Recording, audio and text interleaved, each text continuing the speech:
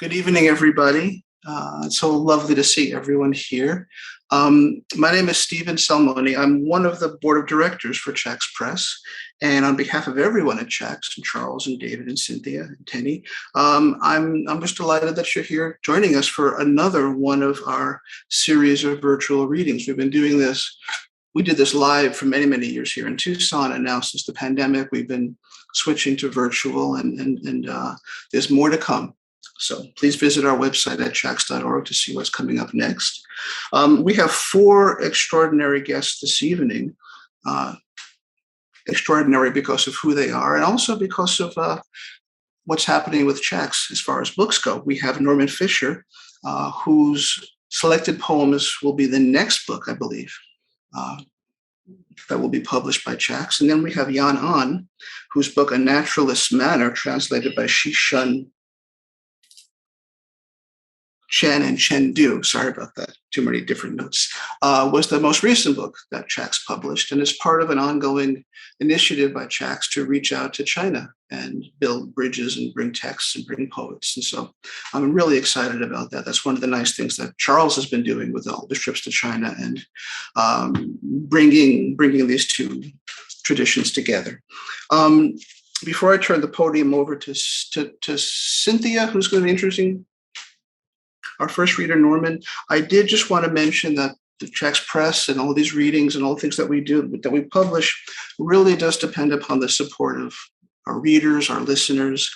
And if you're interested in learning more about how you might help, please visit again our website, chax.org, and or send a quick note to our email, which is chaxpress, CHAX press @chax.org. And without further ado, Cynthia.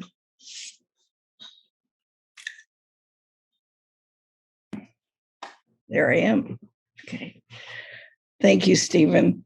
Hi, as Norman Fischer would say, hi, everybody. And he means everybody, and he means you and you and you and you and you and you and you and you and you and you and you and you and the next you and you and you's out here in Zoom land. So hi, everybody. Norman Fischer is a poet and a Zen Buddhist priest, a translator, and I use that word in a different context than you're going to talk about translations a little bit later, but a translator still of whatever cares we have about being a human animal on this very small planet. A prolific writer and explorer, he's the author of many poetry books. The latest one I'm wading through right now is called Nature, published this year, 2021. I highly recommend it. There was A Clattering As, also published this year, 2021. Any Would Be If, On a Train at Night, The Museum of Capitalism. Precisely the point being made, slowly but dearly. And I'll stop there. His book, Sailing Home, uses Homer's Odyssey to navigate life's perils and pitfalls. It's a marvelous book, Give to Your Father. Okay. And his Buddhist advice, I think if Norman chose to, he could be like the Dear Abby of Buddhist questions. It should be like a thing in the paper. Dear Norman, Anyway, he has his website, everydayzen.org. Or you can pick up his books, like this book, Experience, Essays on Thinking, Writing, Language, and Religion. Or the latest book, just hot off the presses, When You Greet Me, I Bow. All right. So thank you. Thank you for being here. And let's see what he wants to tell you today. Thank you, Norman. Thanks, Cynthia. Hi, everybody. Hello. Thanks for being here. And thanks for inviting me to read. I'm really thrilled to be able to read to you. And I have so many things that I want to read that I'm going to try to make sure that I don't overdo it. I'll look at the little clock on my computer. So I want to read in two sets. First from the Museum of Capitalism that just came out from Talisman Press.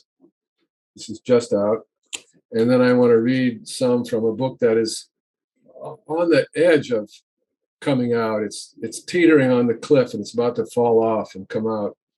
and that's my selected poems, 1980 to 2013, that Chax is going to be publishing. And it's on the Chax website, and I see Deborah Meadows here, who I don't know, but who kindly wrote about it for the website. And I also see Monica Heredia and Denise Newman here, who were actually the editor, so did the selection of the poems, because I was unable to select poems, so they figured it out and did a great job. Anyway, more about that later. Right now, from the Museum of Capitalism, which is sort of a collection of poems, but it's one continuous, it's conceived of as one continuous flow of writing rather than individual poems. Let me be, or let there be. Let's all be, crowned with radiance. This little luminosity pile atop our skulls, melting into the fuzzy thought balloons, fanning out into the space all round, sharing each her light with the others, this one brightness just off the top of my head. My natural royalty, complacently at peace with itself, font of all sexual desire of the ancient hills, toward which all bends and twists in its anxiety, and everything that is knows its name and calls it out to all the other names that collide in their incomprehensibility, a poetic drop-dead trope beyond which nothing more is going to be said. Hence, this continuous commotion, these vague words I'm speaking or not speaking, grunting, possibly singing, possibly waving arms while moaning, because the light shoots through them its glorious rainbow memories. I seem to be constructing selves out of anything I can find at hand. Every nominal insurrection has its doppelganger, and every intervention its cantankerous declension. So I'm aware that in saying what's only truly true or trying to, I'm merely shaving the edges off of things you already knew, having been thrown in that direction earlier under duress. I'm in danger now of ascending the light. The sparks don't catch anything. Another day killed off. Do this, do that. Deliberate and fantastic. As the ambassador of a hatred who knows no cause.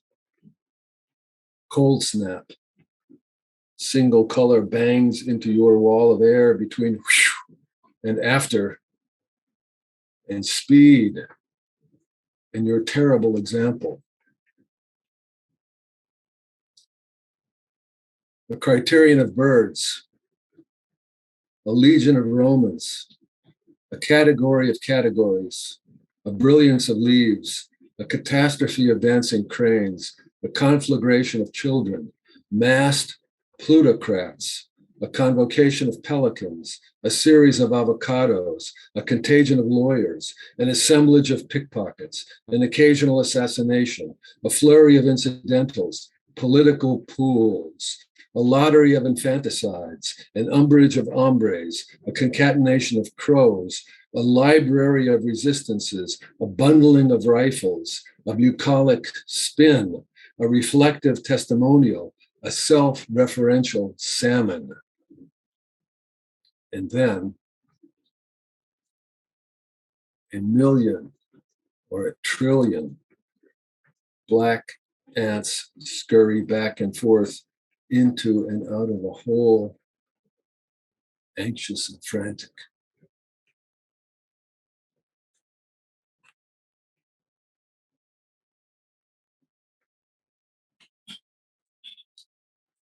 Vegetable thinking.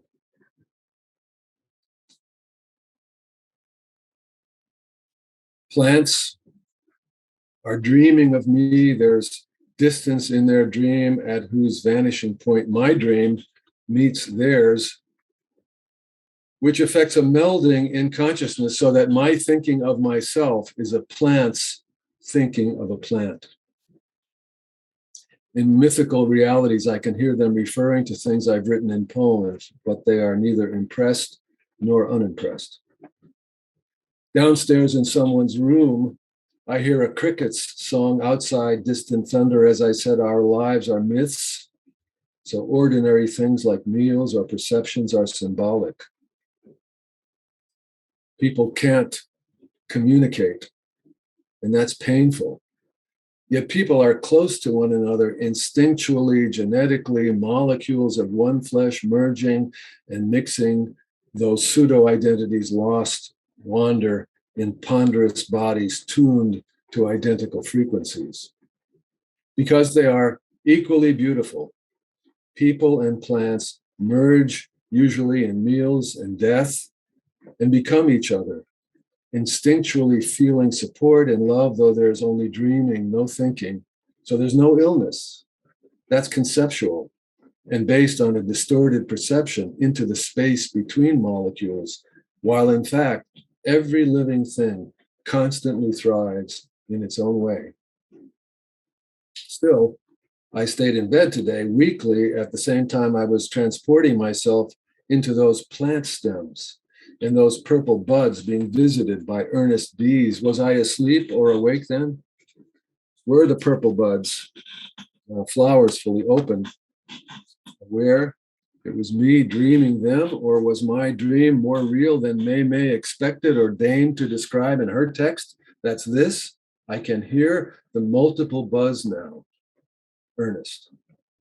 Again, today I'm not feeling well, a feeling that's good in a way it's not the feeling I'm used to that could meet an expectation of a certain kind of activity I might wish to be doing, I'm thinking, but I can't.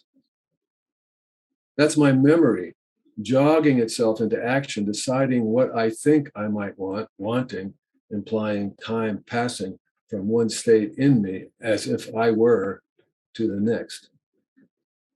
No experience is one experience. First, it's unregistered.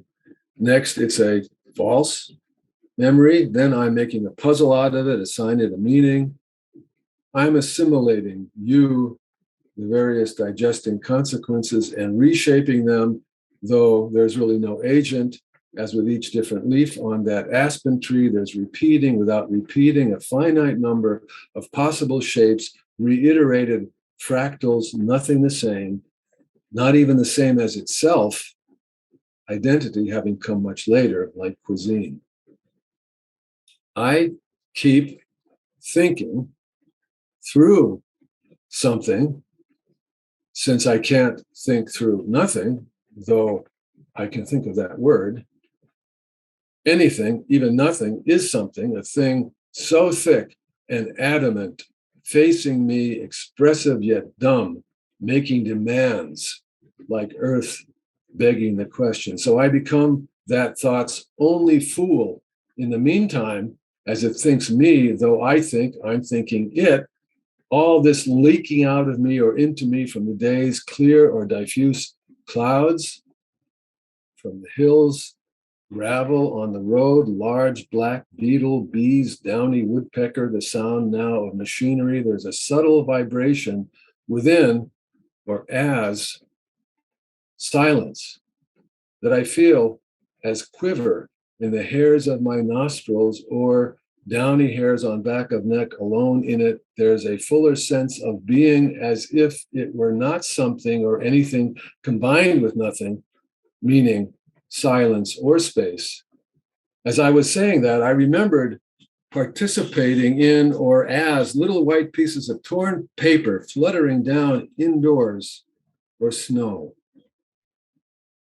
Self covers, colors that. I don't have to be naive in this speaking. There's nothing to explain. When I'm here, you must be too. I noticed early on there was a difference in the room if someone were present or not, that they draw me into an understandable world as a form of sharing to ease the anxiety that possibly there isn't anything, filling in the immense hope with rainwater or tone of voice, but there's no solitude otherwise, No social world, nothing to speak about. People always controversial with their opinions and needs. They're moved exactly as water flowing onward moves when redirected by rocks or banks or slowed by silt. So there's only solitude. Yellow yarrow flowers cluster in a bunch, beyond them flagstone and a cherry tree. Little leaf movements twitch in slight breeze, making a pattern, speaking a language I don't know, a natural Morse code of short and longer movements. I stop to ponder these movements. My pre-linguistic thought dances in tempo, then body moves also as these words, my pen. Time isn't moving while I gingerly absorb these flavors, my memory, a story that never occurred except as I configure it, my belief makes it so. Connection, nothing in itself, appears as a visual image. I can't identify any object but feel met and welcomed by space. Mirrors shine, glitter in light, reflect image at a point in time, so much now past, more than is future.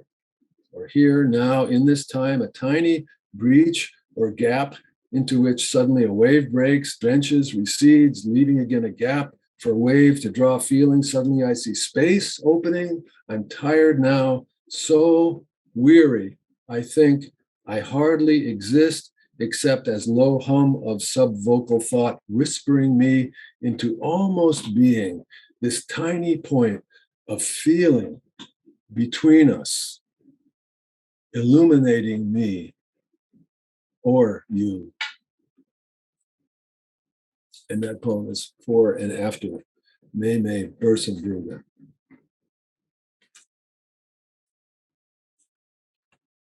This is me. I could have been you. This is me in relation to another possible me I might have been. It's me, not you. You aren't me, you're you. You're you to my me. Me and you equals us. We are us. This is the me created by your wishful thinking. This is the me language tricks you into noticing. This is me, whether you like it or not. This is you. I'm not subject to your expectations. I'm not subject at all. This is the me that needs to express itself to you. This monstrous me seems to appear everywhere you look. This is me taking up all the air in the room. The poet is me. Or no, it's you. This is me, necessarily a figment of your imagination. This is me modified by you. This is me all neatly packaged as you. This is me redacted. This is my artifact, an example of how time eats your face. This isn't me. It must be you thinking of me.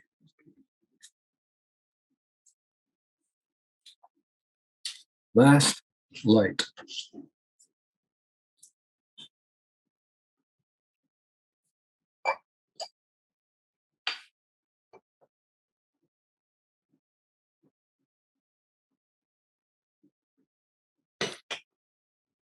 Light, light everywhere. Can this be the rhyme to which I repair? Can this be the song engaging my pipes? The boogeyman behind the drapes. Water, water, more says she, and not a drop goes down. Water, water, not light. As little light as death would offer. Look, let's join the others for a picnic. Listen, glisten, Desert sky so dry, antelope graze there in groups of dozens. Set me higher, set me lower. Water, water, give me more. Light, light, wipe my mouth. Is she comfortable? Are you? Ouch, ouch. My arm, my hand, my mouth, my grand journey. As much water as you need. And some pain meds too to get some sleep. Not so stark as poetry. Poetry at a time like this, a bad case of poetry whose destitute words, mortifying words, clarifying words, unsinkable words, unsupportable words, name the urges. Help me, water, water. And not a drop goes down in poetry's confines. Rarefied and sanctified be thy holy name, crucified and digitized in this mortal frame. Pick me up and put me down, feed my heart aflame. I want to thank, give praise inside the flame, inside the light, inside the water. Just one time, one little last time, one more battle, one more day, one more chance to fade away. Another time on a newer moon, stark and yellow in the blaring. The book of Esther and the book of Ruth, the book of Judith and the book of Job, surrounded and besieged. Water, water, a bite, a severed head, a story never ends, a river never bends. Let's go home and light some last lights for the miracles. Strong in the hands of the weak, the many in the hands of the few, the polluted in the hands of the pure, the crooked in the hands of the honest, the arrogant in the hands of the meek, the living in the hands of the dead, the dark in the hands of the light, day in the hands of night, water in the fist of flame, lanky horses in an open field, flaming trees in a leathery mouth, a red ball bouncing on white foamed waves, ladies in their slippers on long summer nights, Hawaii slide guitars elevating the irony of the text. When I say you will rejoice, I mean you must be miserable now under the heel of the phlegm. Take off that mask, free at last. Be silent, all flesh. Wonderfully I shall perjure. Remove my filthy clothes, wipe my face, moisten my lips. Let the accuser be dismissed. That's for Yolanda Yaki, my mother-in-law, 1923, March 12th to January 1st, 2017.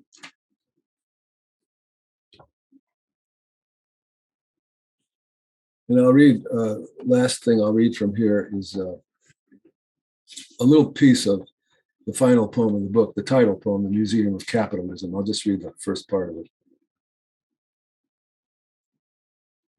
Access to the object cannot be sold in the future. Only one photo can be taken. Destruction of objects is objects. Objects are a bundle of rights. I know because I was trained as a lawyer.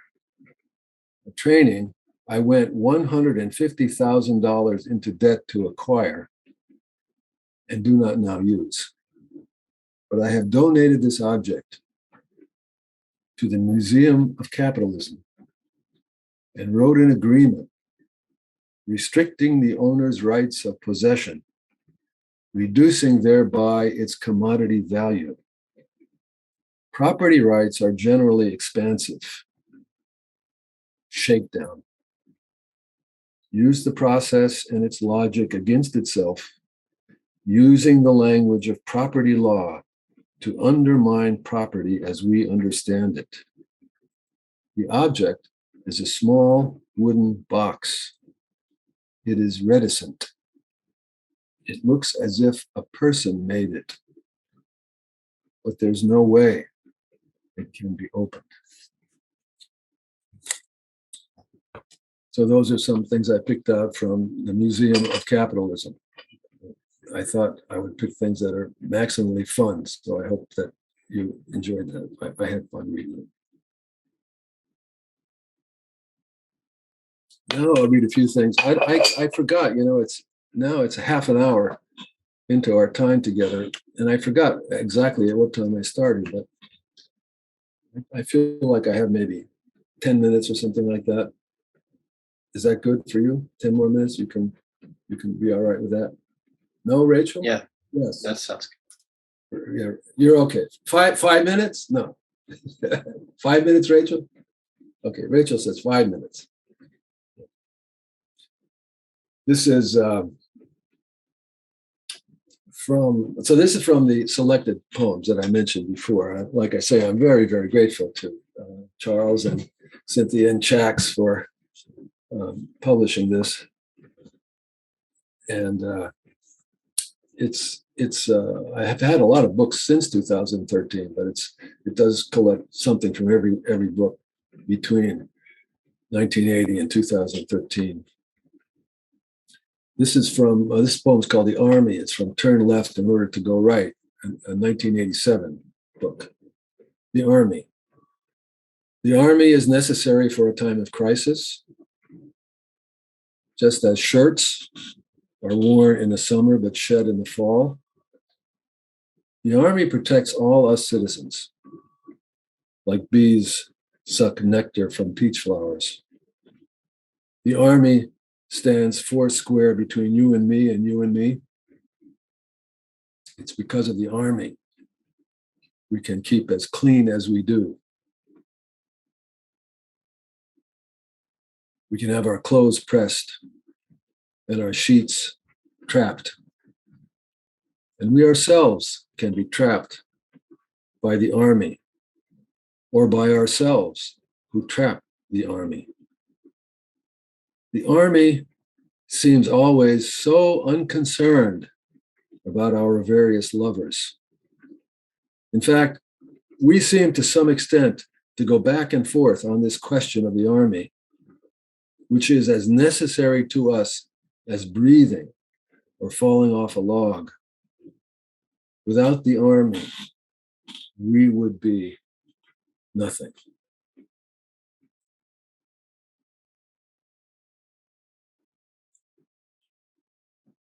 So now I'm going to go to a book that was published about a decade or so later, The Narrow Roads of Japan. This book is very obscure, and probably you can't find it anywhere. But it's a fake take on the narrow road to the north of Basho. So like that book, it's got like prose passages and then waka, 4-line poems. So I'll read a few 4-line poems.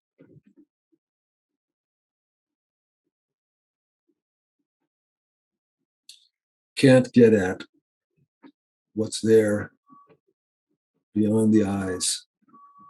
Sight glances off objects.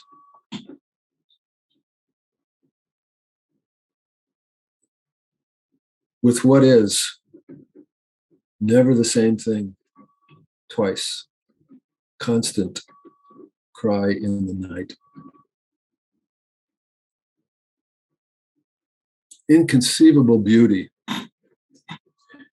The mind will find it everywhere or nowhere, depending on the passion of the vow.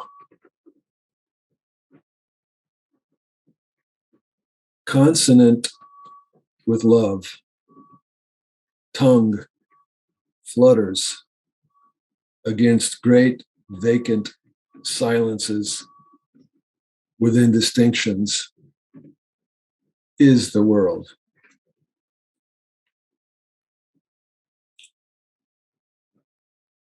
What you tend to is what you love. What you take care of's what you see the beauty in.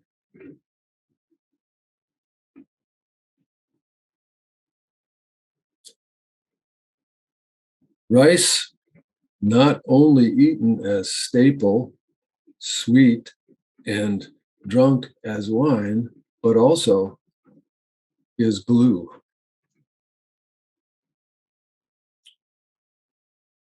Another surge of people debauched on them and pushed them out onto the strand.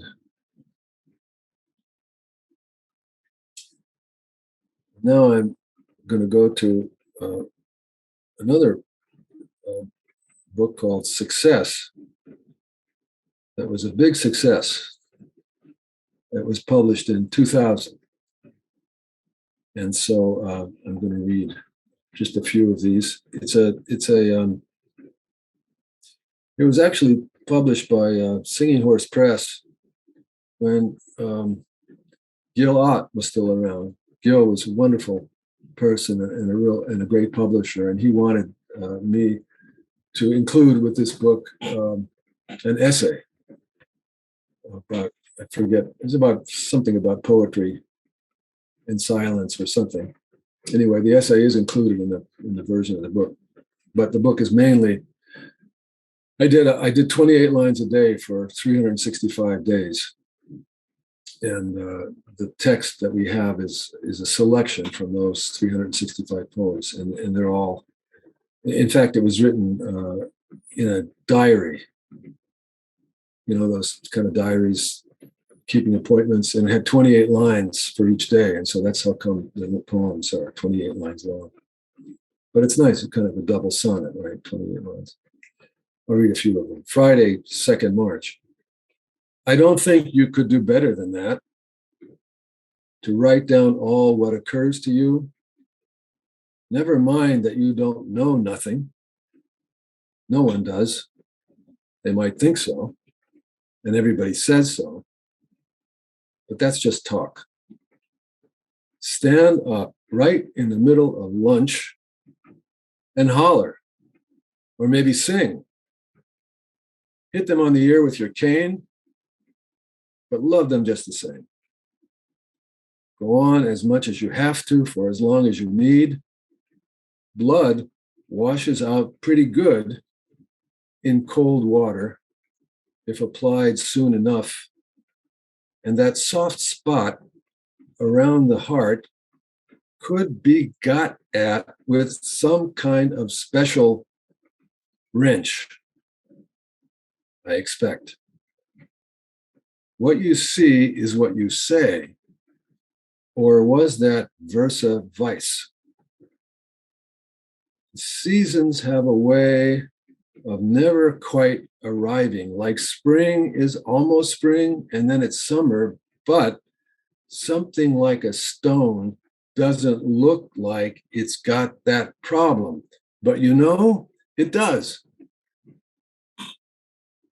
Sunday, 4th March, first Sunday of Lent. It is the abstention of time from appearance, the interior of what comes but never goes.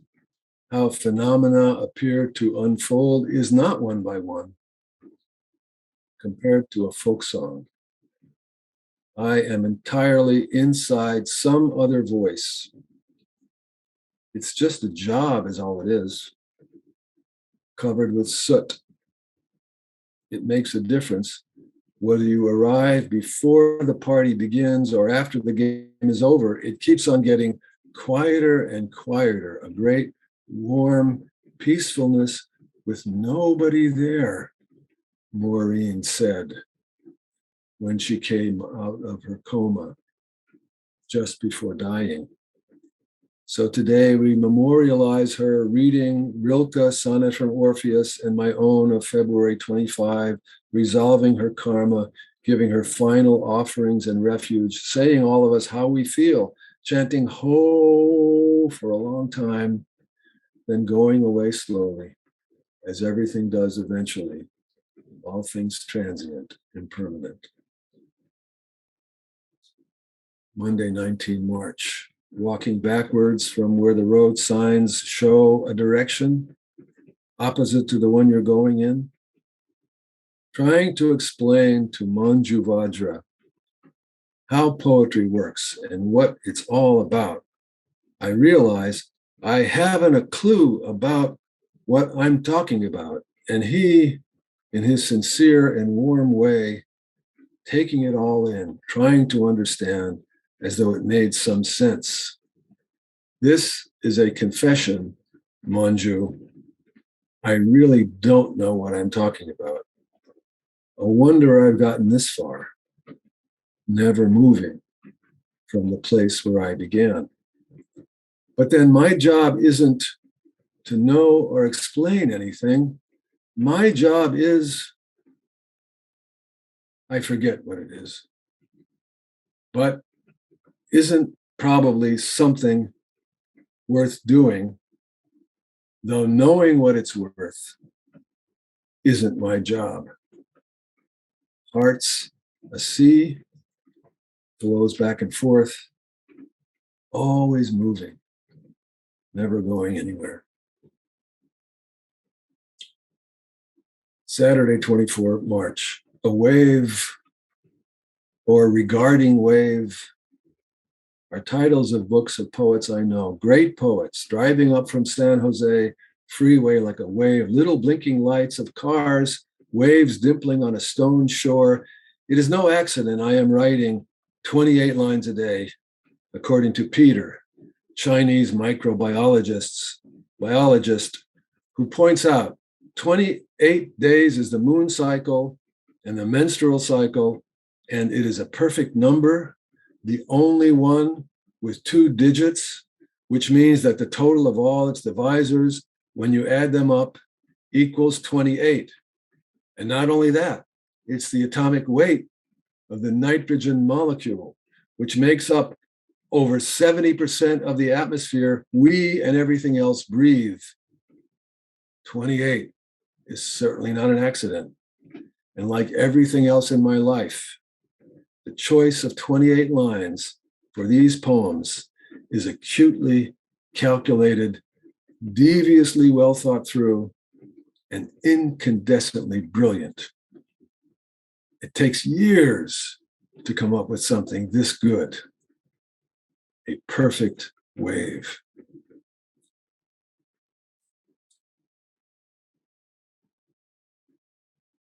How are we doing? Everybody okay? Are the Chinese poetry videos okay? They're a couple more minutes. Everybody's good? All right, because I have a few more things I'm really dying to share with you, right?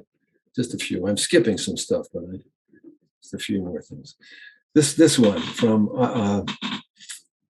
I Was Blown Back, a 2005 book with 2 sections. One is a series of short poems, untitled, one after the other, about 75 of them, and the second part is something else. But I'm going to read a couple of these short series. Being old isn't. The bodily sensations are pleasant, unpleasant, interpreted in reference to memory. Obey the social contract of age, agreement, designation, imputed on reading a face in the mirror, which, with advancing time, in reference to a fixture in the soul of self's melodious repetition, is an object of questioning, searching look in eyes' brightness, chin's slump. All ages persist as one always. There's nor old nor young, but additions in the inventory of resignations, in the fact of the face, or as the face, the silence in what comes and goes, in and out the opening.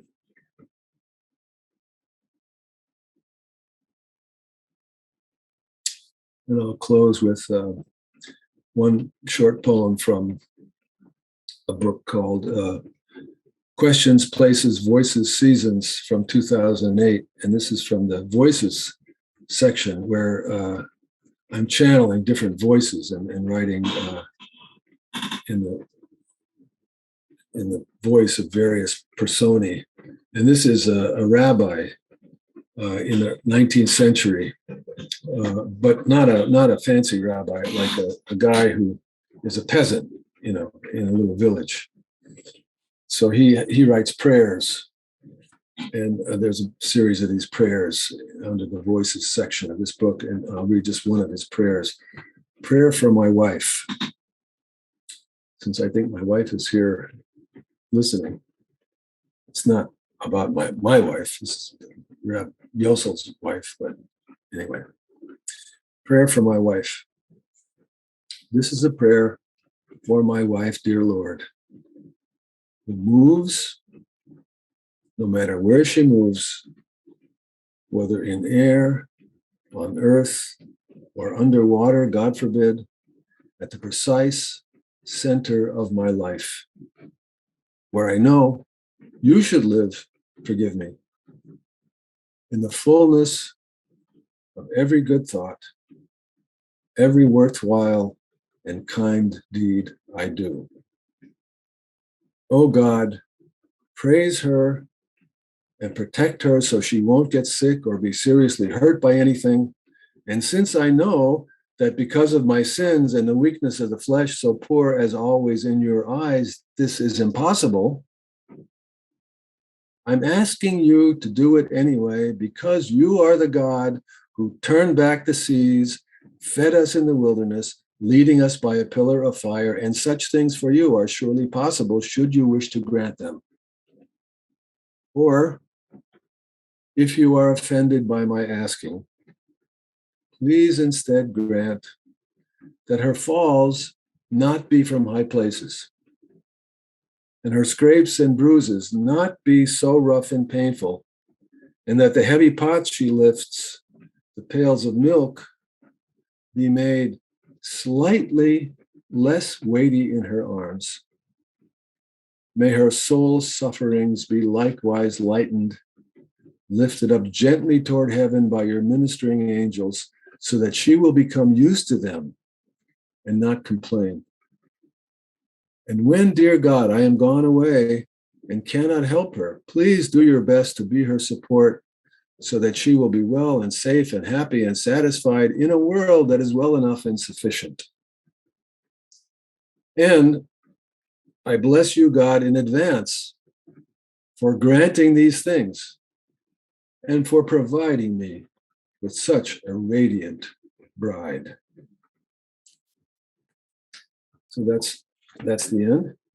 Thank you very, very much for listening. It was wonderful to read for you.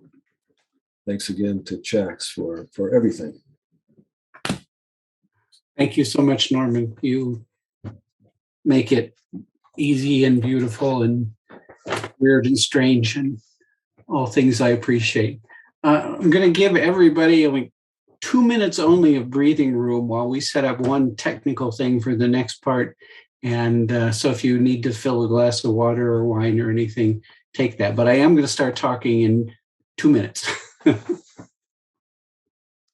And just in that quick interim, I wanted to announce also that our next reading is November 21st, which is also a Sunday, 2 p.m., with Rachel Blood Duplessis, Michael Gottlieb, and Tom Mandel. Fantastic group. So we'll give you more than 5 minutes each, I promise.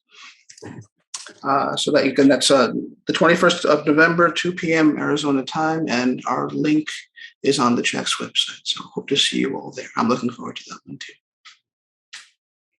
If you get confused by time zones, as I know sometimes I do, Arizona is the one state in the United States that does not honor daylight savings time. So while, like, if you're in New York for this reading, this started 3 hours later for you than here, but in late November, it will only be 2 hours later there, if that makes sense. But we'll send announcements out, of course, with the correct times.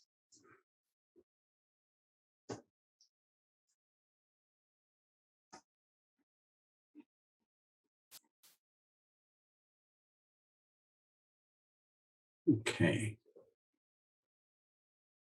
So what you're seeing is the cover for our most recent book, A Naturalist Manor.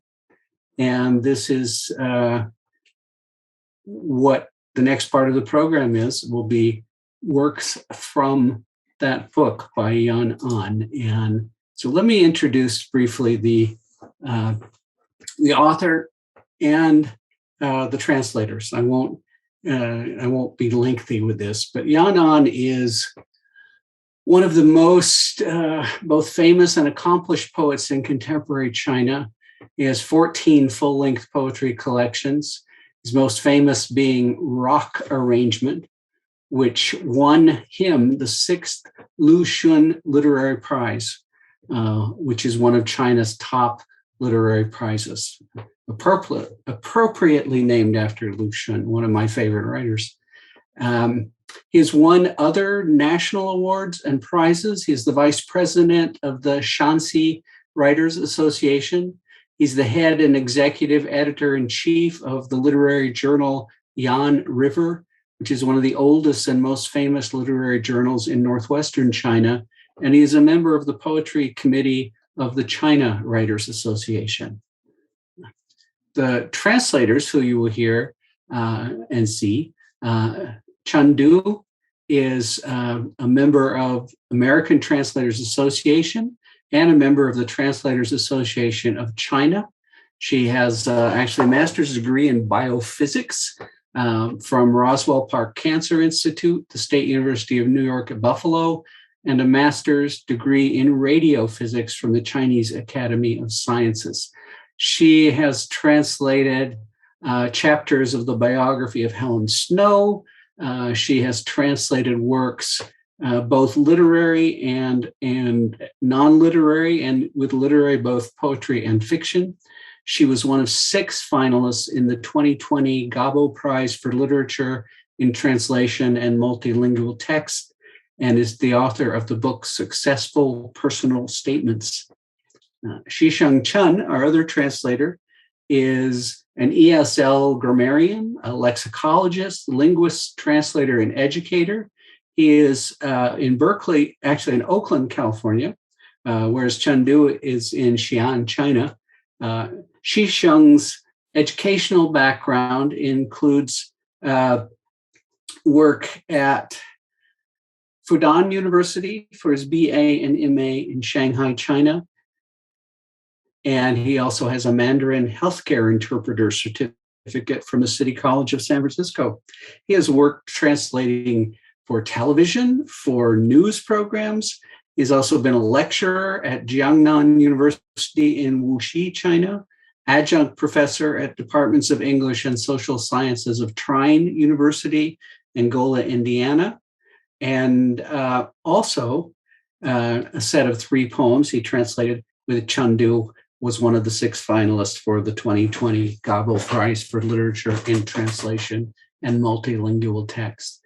Let me say I spent some time talking about the translators because this book would certainly not exist without them. And that's both saying the obvious, that they translated the work that we published, but also they were really responsible for bringing this work to my attention, for being workers on it from the very beginning to the very end as proofreaders, as talking to me about every aspect of the book. The book comes out in some way of travels I took in the year 2019, just a few months before we buckled down for the pandemic, to Xi'an, China, where I met both Chen Du and the author Yan An. And ever since then, Chen Du has been my primary contact with the Shaanxi Writers Association and with literary projects in China that hopefully Chax Press will be involved with in the future. Well, I know we will be. It's certainly been an interesting time with the pandemic, although I love it that this is our 2nd reading in a row with participants from 2 continents. And if we are helping to make some kind of bridge in a time when so much in our cultures are putting up walls rather than building bridges. That is definitely worth doing. We only found out yesterday because of circumstances way beyond our control, anyone's control that I know. Yan An is actually unable to come this evening.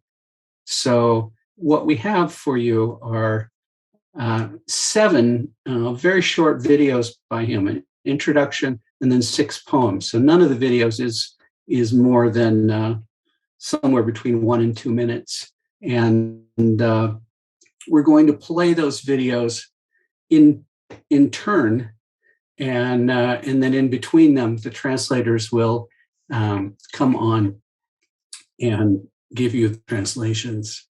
And then after that is over, we will have 10 to 15 minutes of open dialogue with you. Any questions, any comments will be very welcome.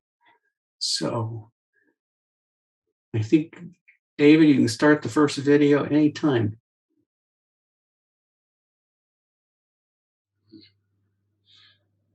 亲爱的朋友们，大家好，我是中国诗人叶安，我住在中国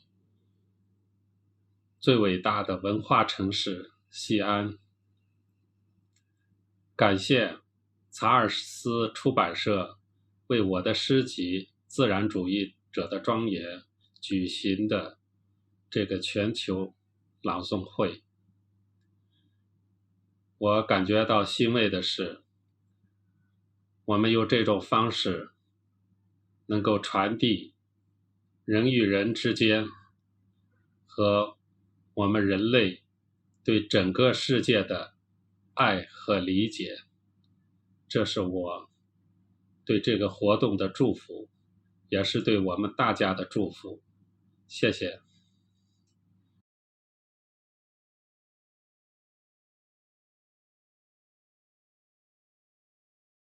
So I think Chen or Xisheng, you can unmute yourself if you were translating that introduction. Yeah, of course. My translation is, Dear friends, I'm Yan An from Xi'an, the greatest cultural city in China. Many thanks to Chax Prize for holding this international poetry reading for my book, A Naturalist, Manor. I'm happy that we can transmit in this way the love and understanding among different people and of humans' love and understanding of the entire world. These are my wishes for this event and also you all. Thank you. "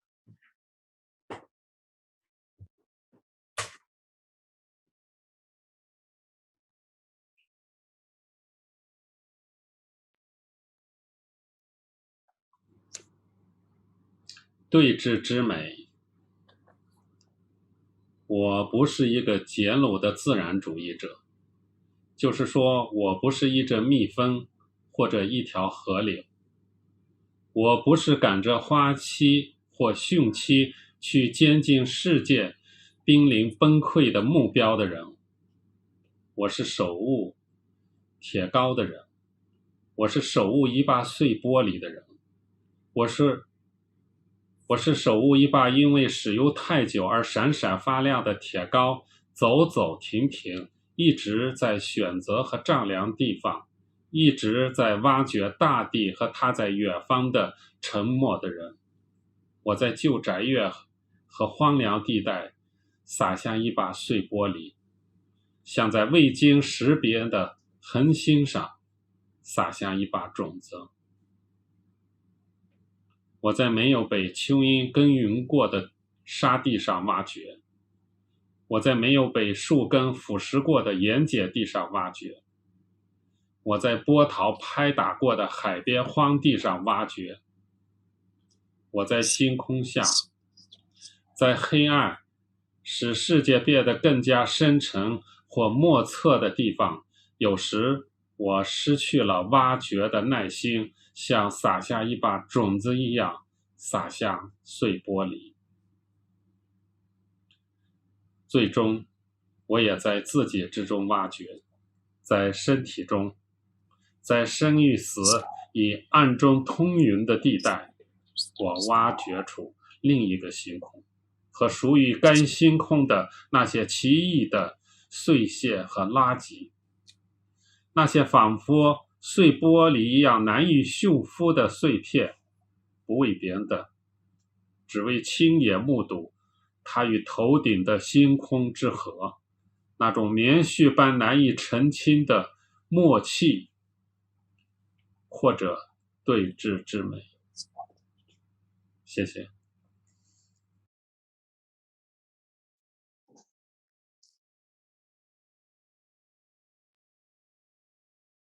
The beauty of confrontation. I'm not a simple naturalist. That is to say, I'm not a bee or a river or a man taking advantage of ancestors or flat time to get close to the nearly crumbled growth of the world. I'm a man holding fast to an iron pickaxe, holding fast to a fistful of shattered glass, holding fast to an iron pickaxe that gleams due to overuse, walking on and off, always selecting and surveying the land, always excavating the earth and its yonder silence. I spread a fistful of shattered glass on an old courtyard and a desolate region, as if I was scattering a fistful of seeds on an unidentified star. I dig in a sandy land unplowed by earthworms. I dig in alkali soils uncorroded by tree roots. I dig in a beach wasteland lapped up by waves, under the starry sky, at the place where the darkness renders the world more profound and unfathomable. Sometimes when I lose the patience to excavate, I spread shattered glass as if I was scattering a fistful of seeds. Eventually, I dig in myself, inside my body, in a zone where life and death secretly accommodate with each other. I dig out another starry sky and the bizarre debris and waste that belong to it, those shards as timeless as shattered glass, all for nothing, but to witness in person what is between them and the galaxy above my head. The rapport as hard to elucidate as a wad of cotton or the beauty of confrontation. Thank you.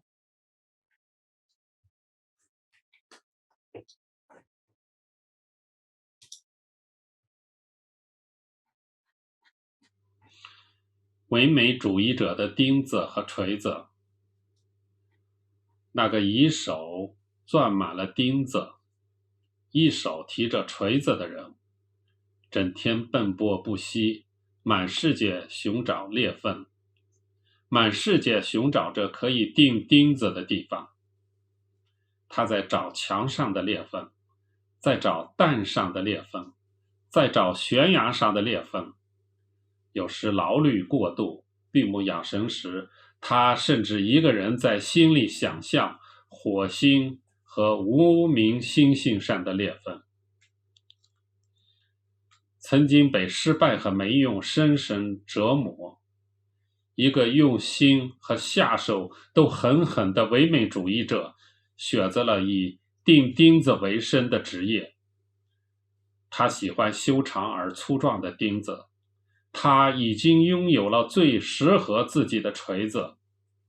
现在他正在整天挑肥拣瘦，整天都在寻找那种近乎完美的裂缝，那种啄木鸟打树洞般精巧的裂缝，那种使宇宙和星辰秘密旋转，只有上帝才能窥探和掌握的用力般微妙的裂缝。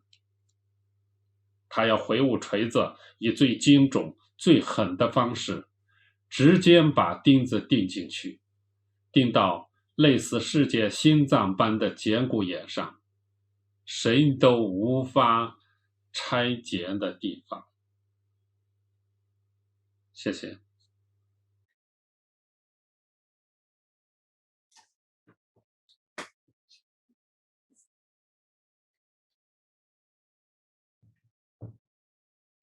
And I see nails and hammer, grabbing a fistful of nails in one hand and a hammer in the other. The man is busy finding cracks all over the world every day, places in which he could hammer a nail. He is looking for cracks on walls, cracks on eggs, cracks on blocks. Sometimes, when exhausted and meditating, he even imagines alone in his mind the cracks on Mars and anonymous stars. Having ever been tortured badly by failures and mishaps, the atheist, harsh in his intention and endeavors, chooses to make a living by driving nails. He is fond of long and strong nails and has acquired the most suitable hammer for himself. Now, every day, he's fussy about picking and choosing, every day looking for the type of nearly perfect cracks, those as delicate as the tree holes made by a woodpecker, those that can rotate the universe and stars beautifully, those that can only be snooped and mastered by God.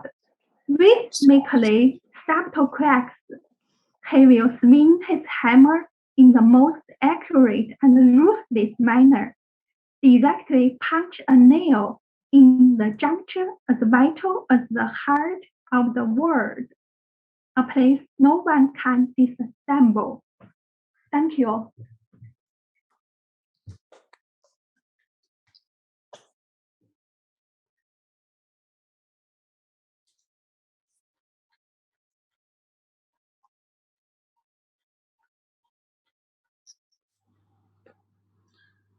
头顶上有重大凹陷的人，他一直低头玩刀子，有刀子削苹果、削菠萝。头顶上的坑像碗一样又大又深，足足可以放进去一颗地雷，2个拳头，足足可以住进去一只鸡、象蛋或者孵化小鸡。它旁边缝着塑料边沿的纸盒中，过路人投放的硬币和毛票寥寥无几，一眼看去就能数得过来。一个在肩头的树荫下，自己给自己请求慈善的人，来者不拒，去者不留。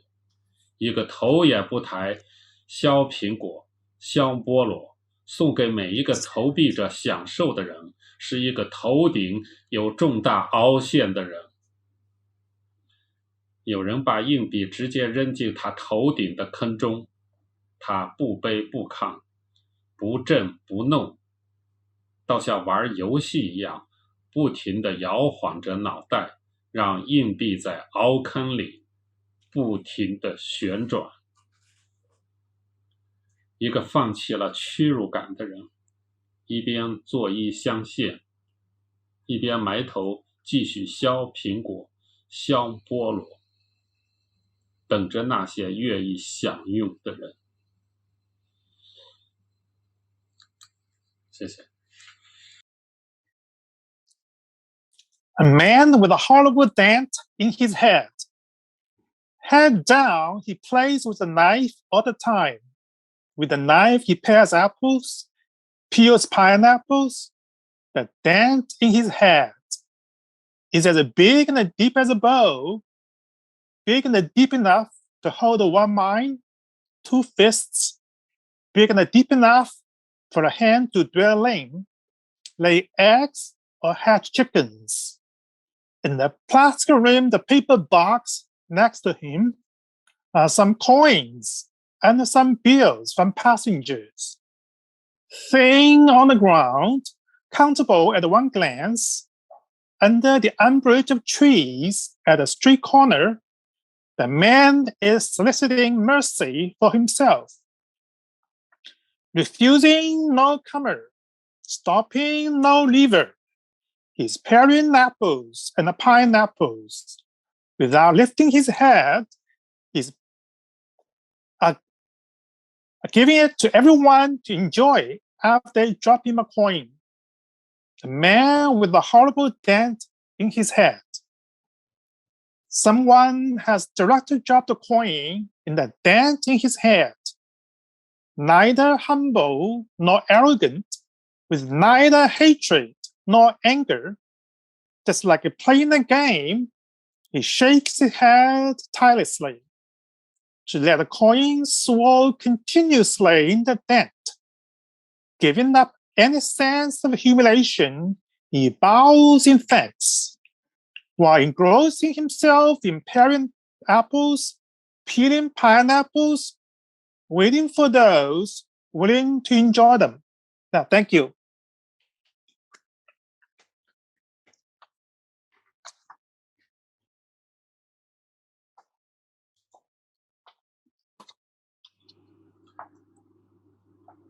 徒手博取闪电的人，很多朋友注定要离开，很多事物注定要失踪，就像我们注定要见到尘埃和灰烬，就像云影和昙花，就像徒手博取闪电的人，就像狼的灰色的鬃毛在旷野上奔走，在山脊中奔走，在暗淡的暮色中或光天化日之下，仿佛某种幻觉一闪而过，就像随着瀑布跌落下来的石头，在瀑布飞溅的白光中闪闪烁烁。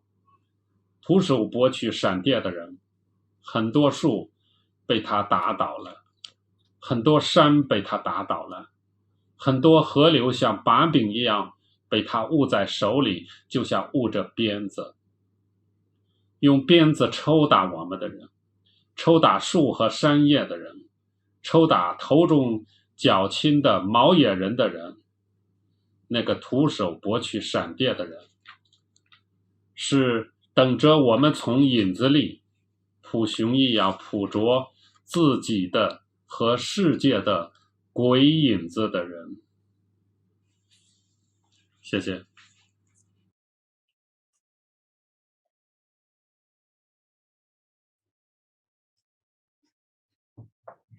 A bare-handed lightning catcher. Many friends are destined to leave.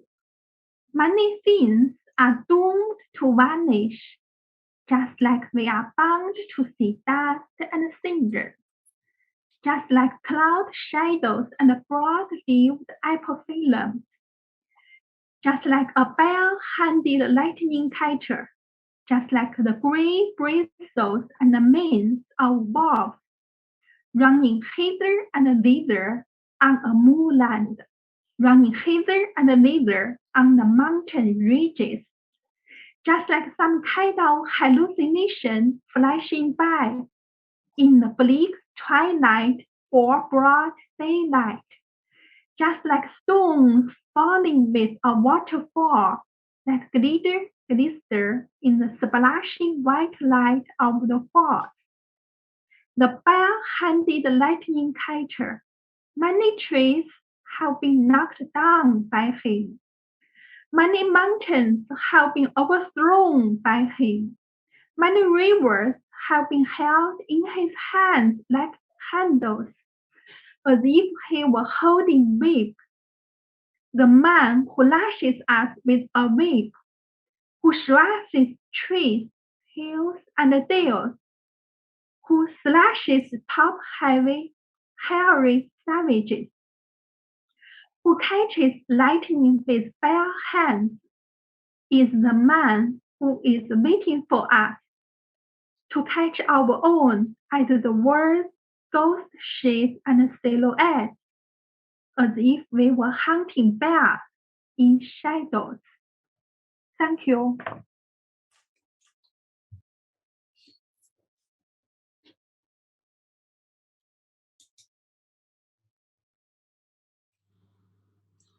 在大海边上打水井的人，在大海边上打水井的人，是个憔悴的人，阴郁的人。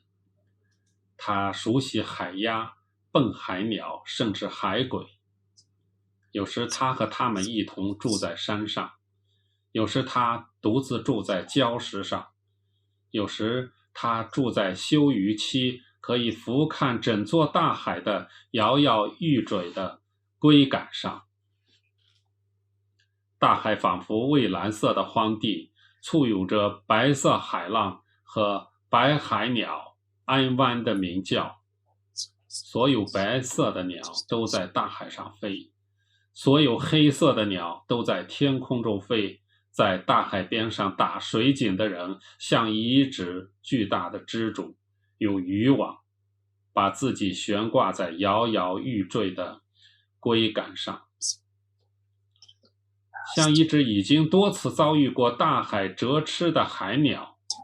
在大海边上打水井的人，他是如此深谙海水的秘密，他的小小的水井如此精致，如此清澈，所有前来看海的人要喝它，一条怀孕已久却无法产卵的鱼要喝它，快要渴死的整座大海也要喝它。谢谢。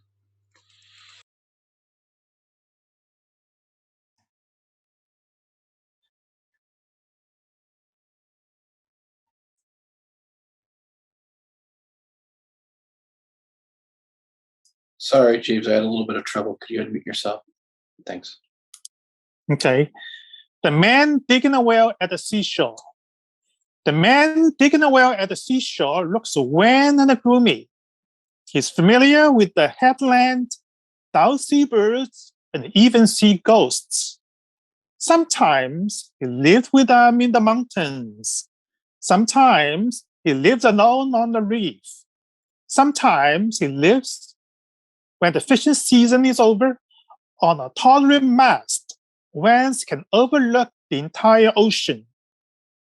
The ocean is like a sapphire blue wasteland, surrounded by white spindrifts and the mournful warbles of white seabirds. All the white seabirds are still soaring above the ocean. All the blackbirds are winging in the sky. The man digging a well at the seashore is like a gigantic spider, using a fishing net to suspend himself from the teetering mast. Like a seabird with wings broken many times by the ocean, the man digging a well at the seashore knows very well secrets of the ocean. His small well is so exquisite, so crystal clear, that all the people come to watch the ocean want to drink from it. A fish conceiving for long but unable to spawn wants to drink from it. Even the entire ocean dying of thirst wants to drink from it. Yeah, thank you.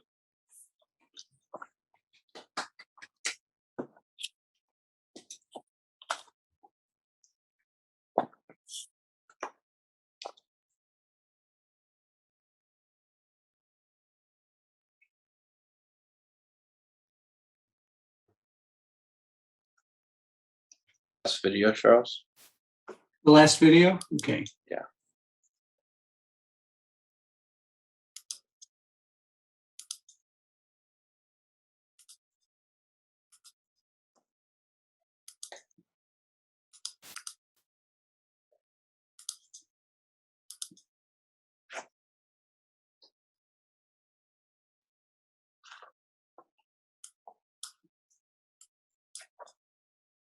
So is it Q&A time now? Excuse me? That was the last. That was the last video. Well, first let me really thank Xisheng Chen and Chen Du. That was beautiful. Thank you very much. Thank you. Thank you. Thank you. And how nice to hear Yan An. And yes, it is Q&A time. So are you going to just unmute everybody, David? Or if people maybe want to, I can only see one screen at a time, so I can't actually see everyone who is here. Yes, I have. Everyone can unmute themselves now if they have a question. Raise your hand, please. And Charles will direct it as you. Will I be able to see them if they aren't in my first 25 boxes? It will put the hand at the front of your boxes. Okay. Just that. Okay. So if you want to ask a question, please raise your hand. I think that means raise your hand in the Zoom way with those little reactions. And there is Kathy Fischer has a question. Kathy, you can unmute yourself. No? Yes? Okay. Michael has a question. Michael has a question. Okay, just a minute. Hello. This is actually Anne Safola. Okay. Using my husband's iPad. So, Chen Du, great honor to hear you for the first time. James Chen, also thank you. I think Chen Du has quite a few very impressive literary credits as her own as a poet in the US. People may not know that. And Chen, I wanted to ask you, how has translating helped your own poetry in English? I think poetry translation is also a process of secondary creation. So from those Chinese poems, I have learned a lot of writing skills and also translation skills. For example, how transcreation techniques. So those Chinese poems have helped me develop some those skills and also opened my eyes. And so it's really helpful with my English writing. So that's my answer. Thank you. Thank you. It's amazing to write poetry in a second language. That kind of blows my mind. So I salute you. Thank you so much.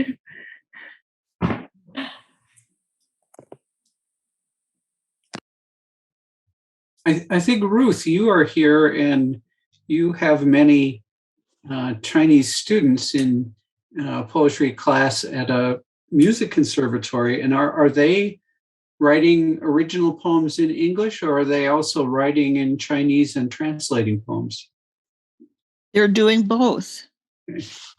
They're doing both, and they're also going to be setting them to music. And I wonder if any of them would like to say something.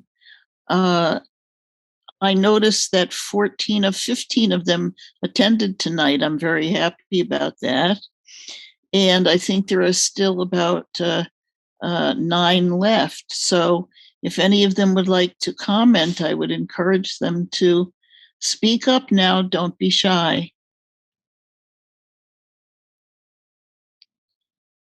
To say what you heard in the reading, or ask a question, or make a comment.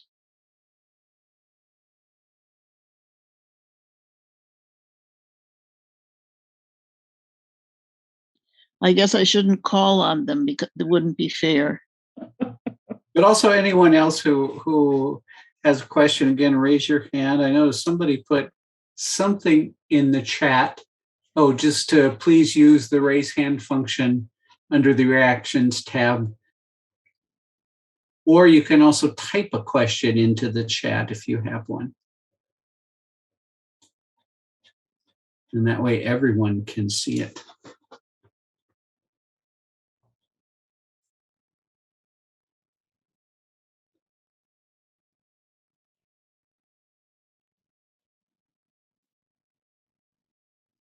Well, if nobody has any more questions, that's fine too.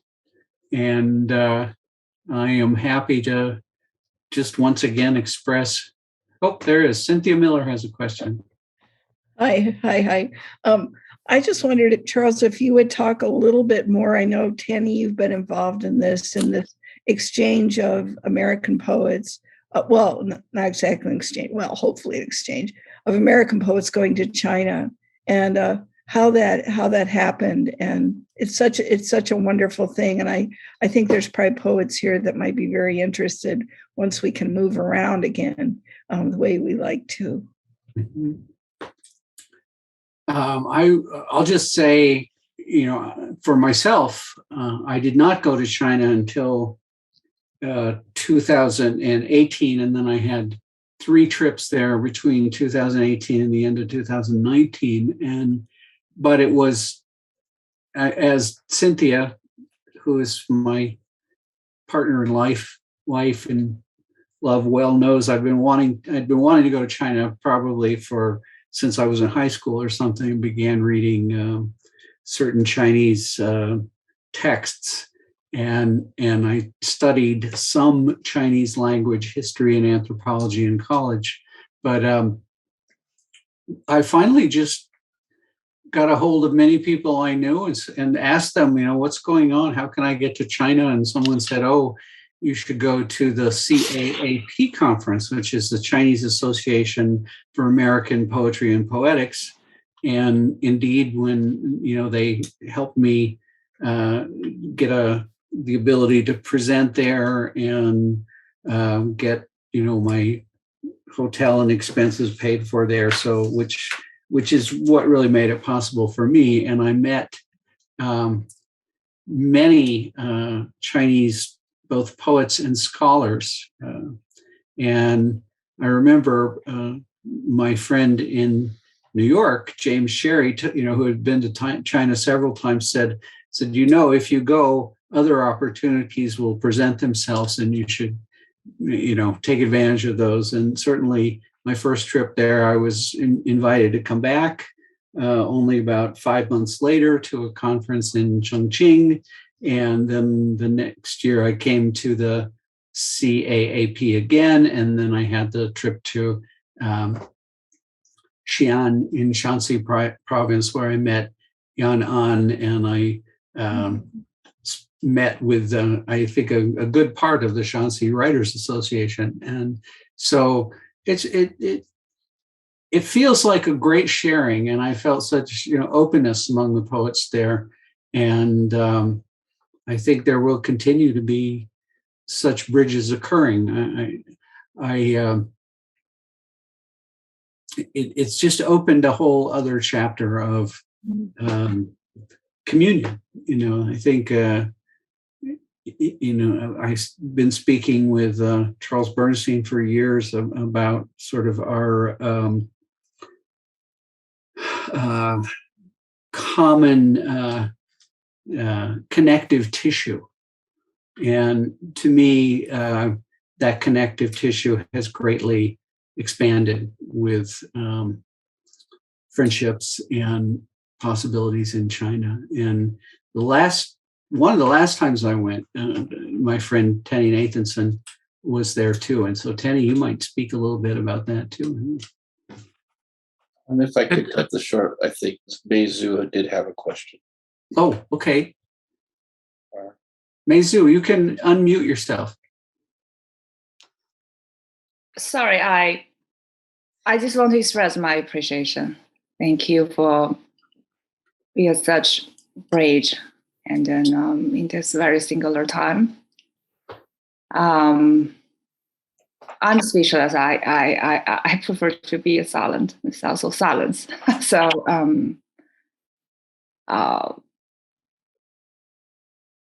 I don't know. It just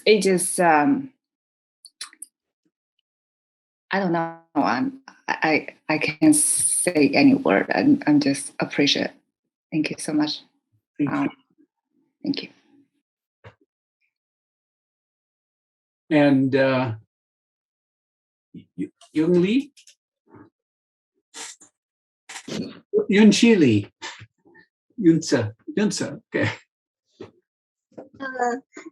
Thank you very much. I really enjoy those poems, and it is my honor, to being here. I just have a quick question. I'm just curious, about the word choice. So when during the section of translating, so there are similar words. I'm just curious, what the translator will do. Thank you. I appreciate it.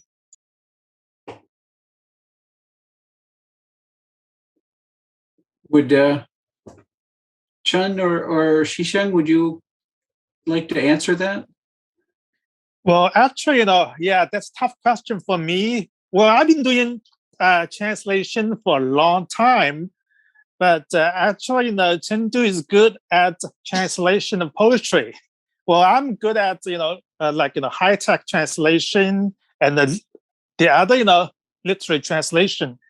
Yanan's poetry mostly is abstract, just like abstract paintings. Personally, I'm not very good at abstract stuff. And Chen Du has done most of the translation, while me all the proofreading. So, well, for some words, well, of course, I may have more experience in lexicology. Okay, when I think some words are maybe improved, then I just revise her translation. So maybe she can share some of her experience or opinions. I mean, Chen Du, in her translation, because she also writes poetry. Personally, when I was in school, I read very few poems. Very sorry to say that. Okay. Yeah, maybe Chen Du may share some of her experience. I think you need to be creative in choosing the right words. Sometimes there are multiple choices, but you need to pick the one that you think fit the context the most. So you need to be creative. I think there aren't any standards about this. You have to create your own rules and skills, the techniques, translation techniques. Thank you. Mm-hmm. And you still have your hand up, didn't you? Were you wanting to say something else? Oh, okay. And Teddy Nathanson has his hand up. If it's okay, I wanted to ask Norman a question. Is that I love the reading course, and I love the stuff from the Museum of Capitalism. But the new thing for me is to hear you read your selected poems, and especially since it was edited, I wonder, I guess, two things. One, was it hard not to do any special pleading with your editors for things that you wanted to be in there? And then two, were you, I don't know, what was it like to sort of look at the selected and see who you are and what your poetry is coming through the selections made by somebody else? Like, what'd you learn about yourself and the history of your career, kind of? Well, thanks, Tenny, for the question, and nice to see you. Well, I wish I had a good answer, but my editors, they made a selection and I just accepted their selection. I didn't really go back and look and quibble about anything, because I figured they probably knew better than me what was worth. I have no real good judgment, about my own work, or I guess anybody else's, really. So they did this selection, and maybe if either one of them are still here, they could say something. But no, I just accepted their selection. I was grateful that they went to all the trouble. They spent a lot of time, talking about it. Since there were two of them, they could go back and forth. And so, no, I didn't really quibble with them or even think about it, actually. And as far as what did I learn about my own work, there again, I'm afraid I don't have much of an answer. I mean, in my mind, I'm just going along, right? I'm just continuing. And in looking at the selected, I'm surprised at how sort of, even though, as you know, my work is very various. I have different kinds of projects that are completely different from other things that I do, especially maybe since 2013. But given that, I'm writing in different voices and different modes and trying different experiments out and so on, I was surprised at how consistent the work is and how I only have a few things that seem to be on my mind constantly. And I think that's probably true of all poets. They're born to say one or two things, which they say over and over again for an entire lifetime. And they say them, I guess, we hope, in a way that is unique, that no one else is quite, because there's what is there to say, right? I mean, is there anything that hasn't already been said beautifully 1,000 times? We should have all shut up maybe 100 years ago already, right? So why are we going on? I guess it's because we're born to say something in a way that it's not been said before. And it's only a few small things that one is given to say. And then you don't even know you're saying them until you're dead. And then somebody notices that you were saying them. So I had that kind of experience. Oh, I guess I have a few obsessions that have been the same throughout. And, you can't even tell, am I getting any better or worse? It's hard to tell. So yes, it's a weird thing to look back over a body of work. But I'm really grateful that the selection was made and grateful that it will be published. And then I'll be anxious to see if anybody else has any ideas about it, because my ideas, I don't think, are very developed. But thank you for asking. Yeah, I appreciate it. You have a lot more to say about it than I do. What do you say about it? Well, I haven't read all of it. I mean, I haven't seen the selected, right? So I don't. Yeah. Okay. Well, you'll definitely get a copy. Yeah. No. Cynthia's hand is up again. I just wanted to say thank you, Norman. It's always a pleasure. And thank you for not reading the doom and gloom poems so much, because sometimes I get really sad after I hear those. But I also wanted to say, we do repeat ourselves. Painters, I'm a painter. I repeat myself. I just think I'm making one painting all the time. Which flower is it going to be this time? But, it's also like we need reminders. That's why we keep saying it over again, because we forget. We just forget. I don't know where it goes. We just forget. We get busy, and we need to hear it over and over and over again. So don't stop. We need to hear it over. I can't stop. I would if I could, but I can't. I was thinking, Norman, maybe it's not so much what you said that you don't have good judgment about your work from the past, but that you don't have judgment about it. And that would seem to come somewhere out of the Buddhist practice too.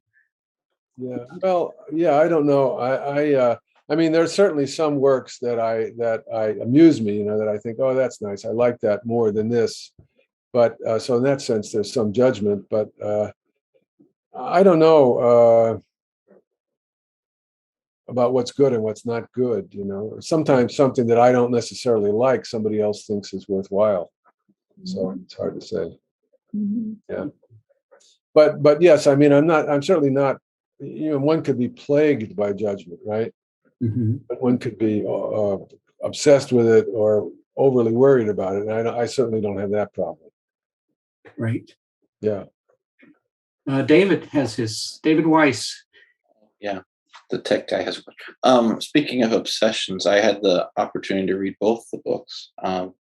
And I was just wondering, it seemed in Yan'an's book that there was a lot of the world in which the poems take place is one that is intensely lived in and imminent, I guess. And reading your work, Norman's, as well, there seems to be I think if I could use a kind of appropriate Scalapino term, the radical nature of experience or something like that.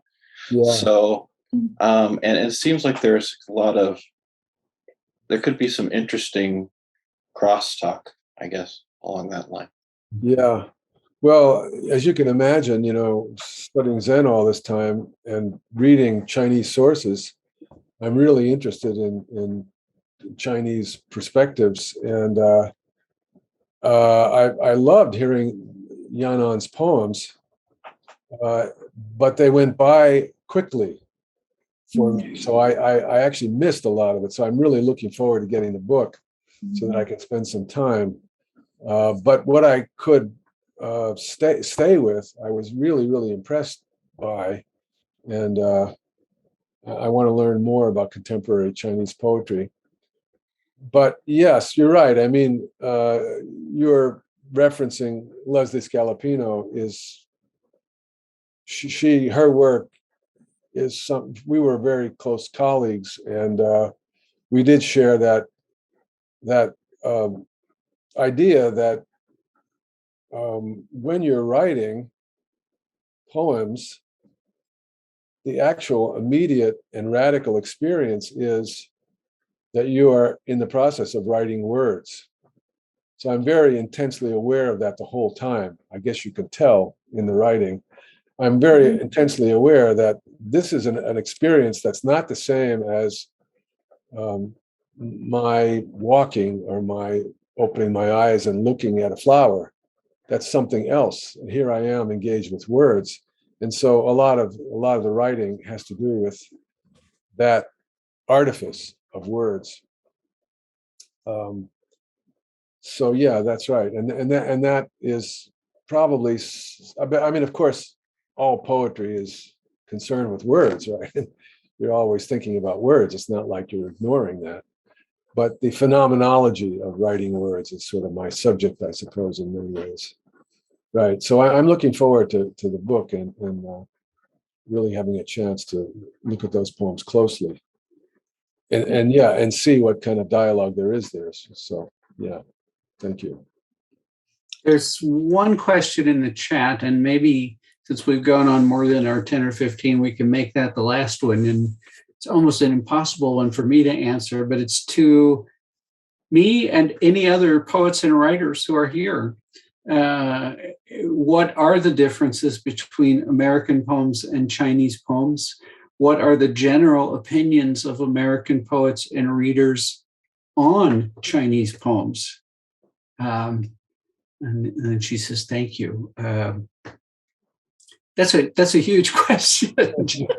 For one thing, I don't even know if I can make any generalizations about what American poems are like. You're right. I mean, I know many of the poems that I like the most share certain attitudes and practices. And I think what Norman was saying about Leslie Scalapino saying being aware of the act of writing, so that when you're writing a poem, you're not, it may refer to other things outside, but as much as you're writing about something else out there, you're also in the act of writing right here. And that has an embodiment in the poem. And I think that's led to a lot of what some people would call experimental or something. I don't necessarily like to call it that. But for me, Chinese poetry, I imagine, has as much variation as American poetry has too.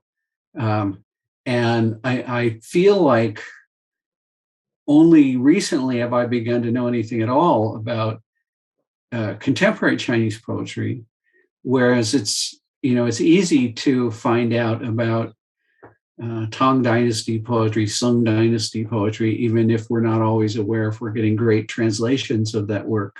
And that work, I mean, seems to me almost more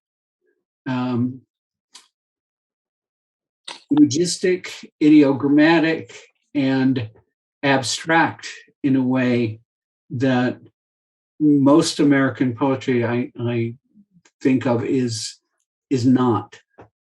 But that in its image-based idea generating atmospheric work, I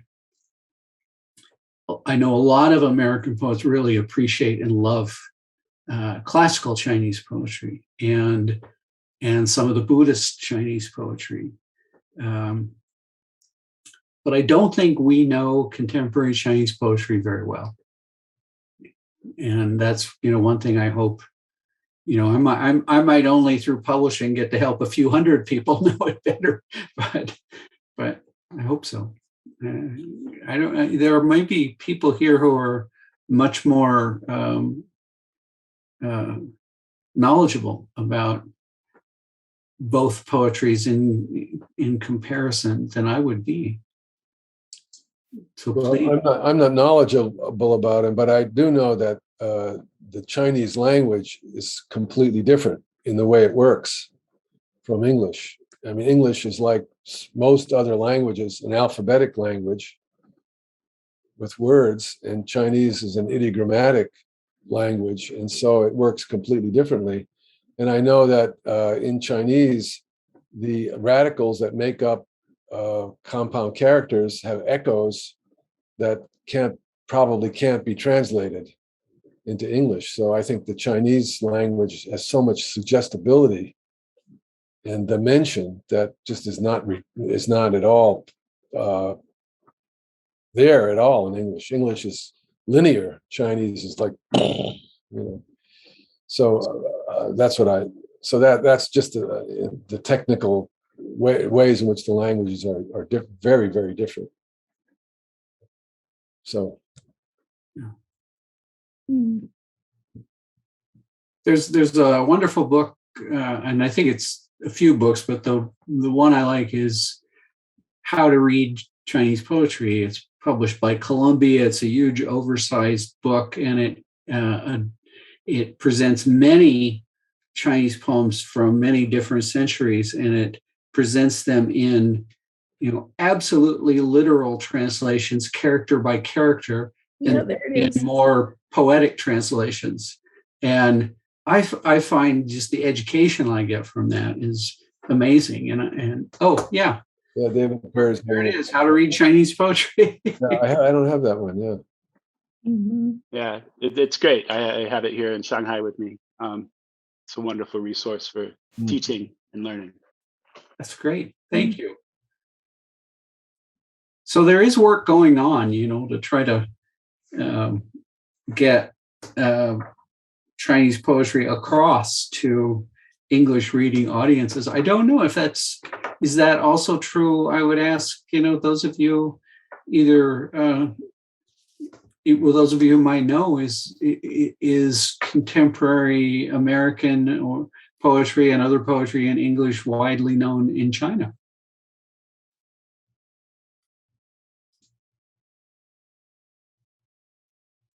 Of course, another question is any poetry widely known anywhere? I think David Perry has one question. Okay.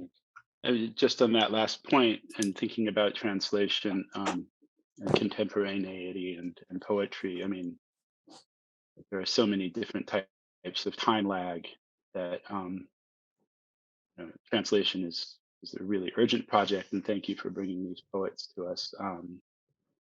We can only kind of, both as readers of one another, pick up on these voices and projects, and sometimes clusters and movements of poets who are doing things, but it's so difficult to encompass the totality of it. And then it seems we're perpetually, 15, 20, 30 years behind in so many ways. So that's interesting to me. It's a problem. I don't know what to say about it other than it is. And I wonder too, sometimes as we begin to think about translation as something that's accomplished largely by algorithms, and the sense that things are immediately available, how much more important maybe the work of literary translation and translating poetry can't be. rendered by an algorithm becomes. So.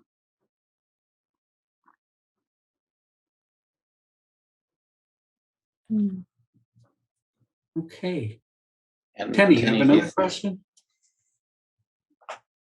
Kenny, you still have your hand up? Yeah, I was just going to say really quickly, just two things. So one, in terms of what Norman was saying about the different way in which the language would work. A lot of David Hinton's work recently is engaged in translation and explication of, again, as Charles was saying, classical Chinese poetry in a way that's really focused on that.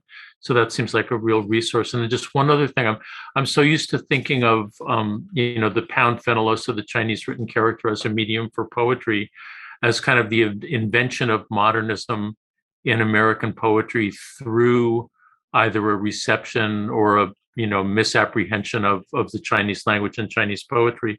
The extent to which all American modernism is indebted to that tradition is really massive. And one of the beautiful things for me in the conference in 2019 that Charles was talking about was to find out that rather than being sort of vilified, as an Orientalist in China, that Pound's work was talked about in very respectful terms, in terms of the relations that he had begun to negotiate between different poetic traditions. So it's sort of nice to feel the influence and the indebtedness going both ways, rather than just U.S. poetry being so massively indebted to the tradition in China. Nice.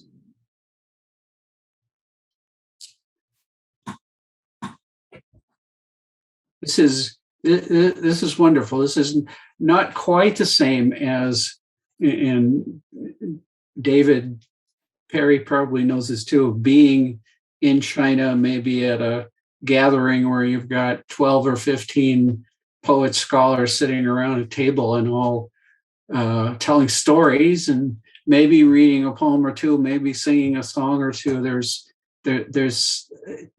my history with Chinese poetry and poets has something to do with celebrating the differences and the commonality, which has been just wonderful. And maybe, unless someone wants to add a closing note, we'll end with that. And I wish you all a very good night. And it's really great that you all came. Thank you. Okay, thank you. Thanks, everybody. Thanks for coming. Goodbye. Thank you. Joseph has a heart. Thank you, Joseph. Thank you, Joseph. Thanks for being here. Bye-bye. All right. Bye. Thank you. Thank you.